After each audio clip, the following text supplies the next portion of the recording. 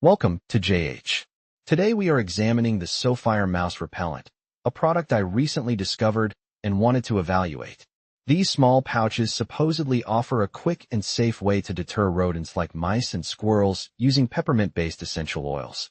The packaging indicates that the formula is non-toxic for children and pets, making it suitable for use inside houses, vehicles, or garages.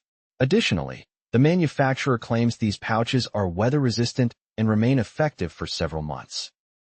However, I have some doubts about its effectiveness. The primary mechanism relies entirely on smell, yet there is a lack of scientific data or laboratory results to support these claims. The ingredient list is quite ambiguous, mentioning only peppermint essential oils without specifying the actual concentration levels. This makes me wonder if the product truly delivers results.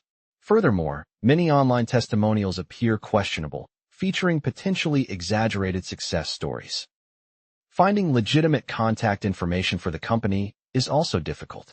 While peppermint might provide a slight deterrent for pests, it is unlikely to serve as a long-term fix for an infestation. For those dealing with a major rodent issue, hiring a professional pest control expert is likely a more reliable option. In summary, while the product seems harmless, its overall efficiency remains unproven.